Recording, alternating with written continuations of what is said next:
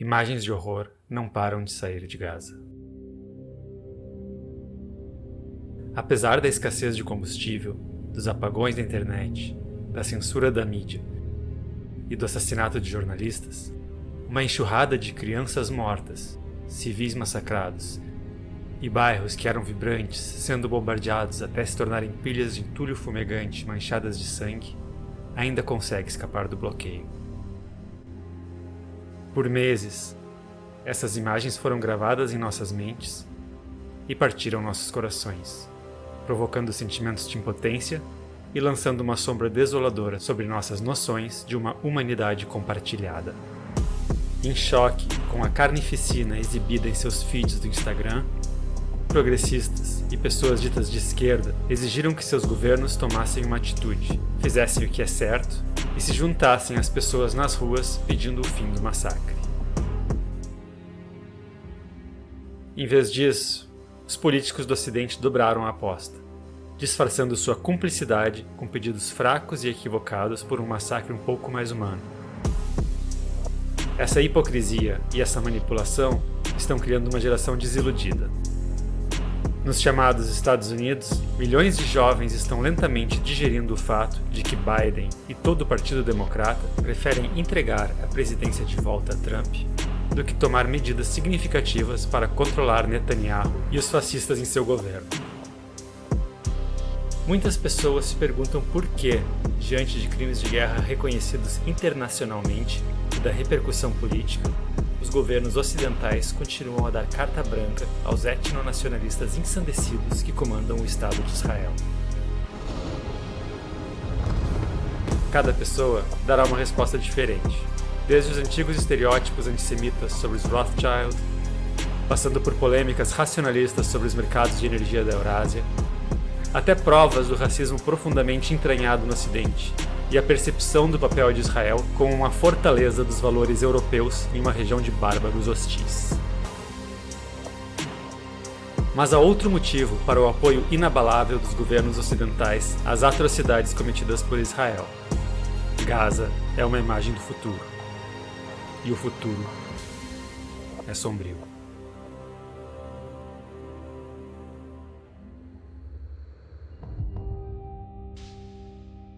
A faixa de Gaza é famosa por ser descrita como a maior prisão a céu aberto do mundo. Há 18 anos, sua população é sufocada por um cerco brutal imposto pelas forças de segurança israelenses e egípcias. Suas fronteiras estão entre as mais sofisticadas e fortemente militarizadas do planeta. Como todas as prisões, Gaza é um laboratório de repressão. Mas, além disso, é um amplo laboratório para empresas militares e de segurança, onde inovações em sistemas de vigilância e armas automatizadas são testadas em seres humanos. O teórico político Achille Mbembe cunhou o termo necropolítica para descrever a lógica pela qual o poder molda a realidade, criando assim as condições sob as quais certas populações vivem e morrem. Na Palestina, a necropolítica israelense produz sujeitos marcados para serem vigiados, contidos, deslocados e exterminados. A Cisjordânia e Jerusalém Oriental, com sua intrincada rede de postos de controle de segurança e assentamentos israelenses, servem como nós complementares no vasto complexo prisional dos territórios ocupados.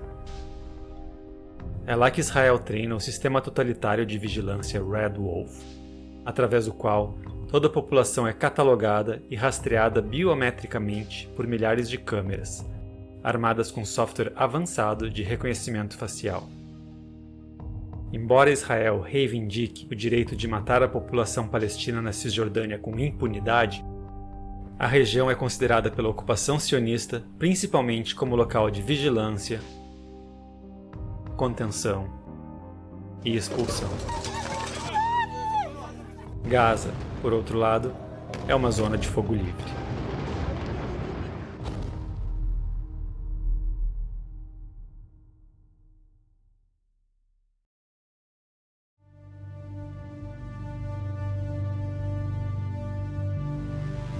7 de outubro de 2023, o Hamas liderou uma incursão brutal no sul de Israel, matando 350 soldados, massacrando 840 civis e capturando 240 reféns. Foi o pior ataque terrorista já realizado contra Israel.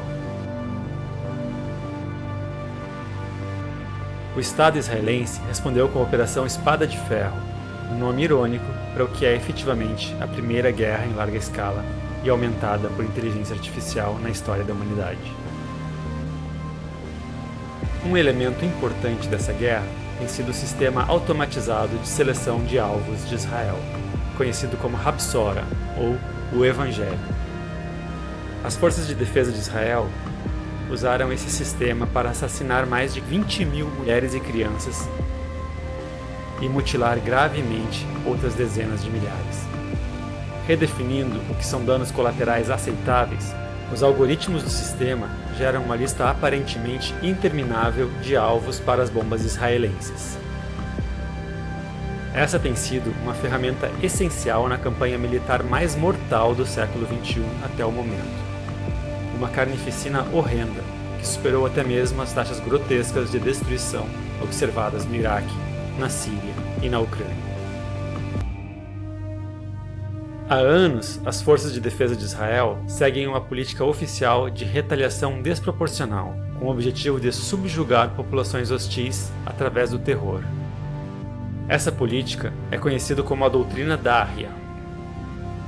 Em Gaza, essa doutrina tem sido usada para justificar ataques a hospitais, escolas, condomínios residenciais, campos de refugiados e outras peças de infraestrutura pública essencial. Tudo a serviço de uma campanha de terra arrasada de limpeza étnica. Além do Hapsora, os ataques aéreos e terrestres de Israel dependem de um sistema de sensores, câmeras e satélites conhecido como Storm Clouds. Reforçado pelo novo Centro de Comando de Drones NISOS, o sistema Storm Clouds coordena a inteligência ar-terra e os recursos de rastreamentos de alvos em tempo real, unindo uma vasta gama de sistemas avançados de armas autônomas para transformar toda a faixa de Gaza em uma zona de destruição. Um desses chamados sistemas autônomos é o Arpia IAI, um drone suicida capaz de selecionar e atacar alvos sem a necessidade de um operador humano. Esses e outros sistemas de armas autônomas podem identificar alvos em potencial por meio de reconhecimento facial ou do andar, ou pelo rastreamento de celulares ou outros dispositivos conectados à internet. A inteligência artificial também está sendo usada para equipar a infantaria e as forças especiais israelenses. O Smash 3000 é um sistema inteligente de controle de fogo que está sendo usado em Gaza. Baseado na tecnologia desenvolvida para sistemas de mísseis de defesa, esse dispositivo pode ser montado em armas existentes ou operado remotamente, e anuncia 100% de precisão, mesmo contra alvos móveis, como drones ou civis palestinos em fuga. Tendo se beneficiado por muito tempo de tecnologias criadas por agências de inteligência norte-americanas e israelenses, o setor de tecnologia de Israel também recebe ajuda das gigantes Google e Amazon. Em 2021, Israel escolheu as duas empresas para construir o projeto Nimbus, um sistema de computação em nuvem de última geração no valor de 1,2 bilhão de dólares. Os termos do contrato concedem a Israel acesso à tecnologia avançada de inteligência artificial do Google, incluindo o AutoML, uma ferramenta para o treinamento rápido de novos modelos de aprendizado de máquina, usando grandes conjuntos de dados, como os dados biométricos extraídos do sistema de vigilância existente em Israel.